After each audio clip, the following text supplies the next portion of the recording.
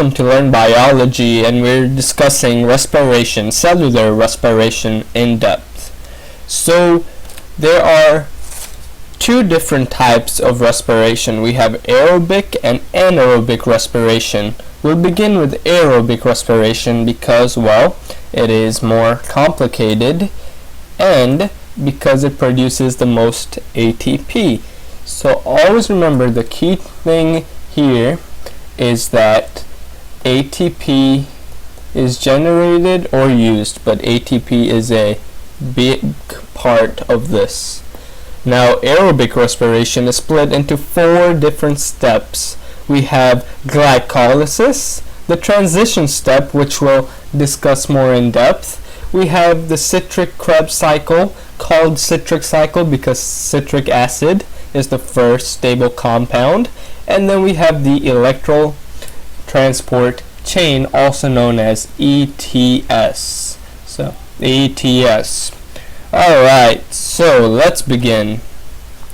Glycolysis is the first part of aerobic respiration.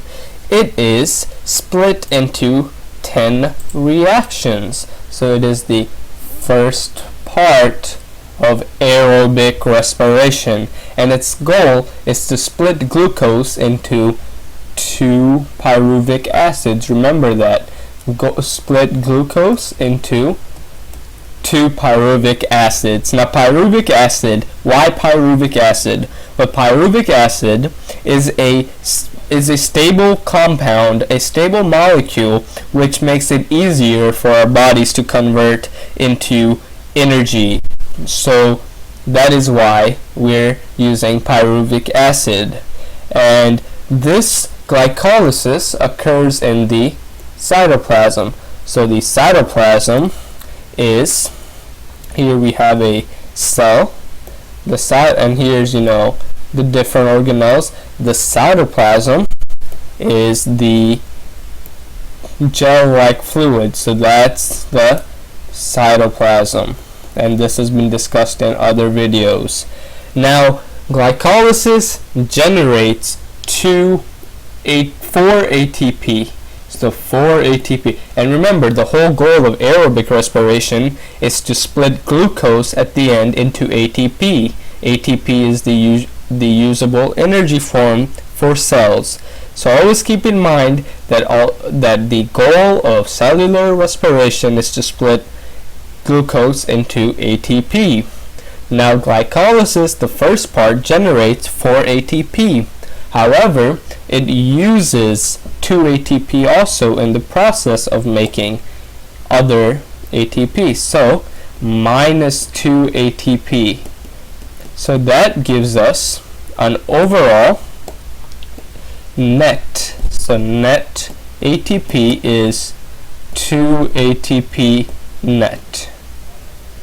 Simply the net means the profit. So we are profit with 2 whole ATP when we started with 2.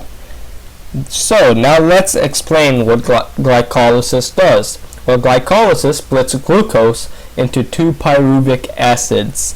So at the end of glycolysis we'll have 2 pyruvic acids. Now let's explain how this happens. So we have various enzymes that will change glucose into other molecules, and the different transitions in the molecules will soon lead to the pyruvic acids. But I'll go over each step with you. So let's begin. We begin with our glucose. So glucose is a 6-carbon molecule, so it contains 6 carbons. So we'll have 1, 2, 3, 5, 6. This is glucose. What happens is that with the help of an enzyme, glucose is converted into a molecule or compound called glucose 6-phosphate. So we have a phosphate connected to 6 glucose, 6 carbons, and this is called glucose 6-phosphate. 6-phosphate. However, when this conversion is taking place, it requires energy, and it requires 1 ATP. So 1 ATP is used up. Nothing is generated, it's used. So we're in the negative right now. We're using ATP, and it is converted into ADP, a less active energy source. However, we go from this step and we go down, and another transition occurs, which is glucose gets converted into fructose. So it's called fructose 6-phosphate. So we have a phosphate connected to 6 carbons again. And this is because glucose and fructose have the same amount of carbons. However, it's called fructose 6-phosphate. Now, once fructose 6-phosphate is created, and it is created because it's another energy source in the body, and it can be used for other life processes. However, fructose then goes down and becomes fructose 1,6-biphosphate, another energy conversion necessary to make the final product, pyruvic acid. So we have a phosphate connected to 6 carbons and another phosphate on the other end, and this is called fructose 1,6 so this is the number 6 biphosphate. Now when this is occurring, another ATP is used. We're going to another negative, so now we're at -2 ATP. We've been using ATP, so ATP is converted into ADP. So we're using another ATP. This is just necessary. It's like you need to spend money to make money kind of thing right here. Now the fructose 1,6-biphosphate splits into 2 compounds, and these 2 compounds are a phosphate connected to 3 carbons. So phosphate connected to 3 carbons, and it is called PgAl. It's called PgAl. Just another step trying to get to the pyruvic acid. Now, after this step is when we start to make ATP. So we'll just split this up, and we'll take it from the point of 1 PgAl. There are 2 PgAl here. There's 1 and 2, but we'll take it from one perspective first. So we have 1. So PgAl. We have PgAl. What happens is PgAl is converted into another compound. However, what's added is a PO4. A phosphate comes in, another phosphate comes in. So phosphate PO4 comes in, and what happens is that an NAD, we've discussed this in photosynthesis before, NAD is converted into NADH. This is another type of energy form in cells. NADH is good, so we're doing good here, and we're creating energy. So we've created an NADH, but we're looking for ATP because that's what's really important to the cell. And so this is converted into PgAl is converted into another molecule, which is a phosphate connected to 3 carbons connected to another phosphate, and it is called 1,3-biphosphoglycerate. So biphosphoglycerate. So glycerate. So biphosphoglycerate. Big name, but nothing to worry about. Biphosphoglycerate is converted into yet another thing.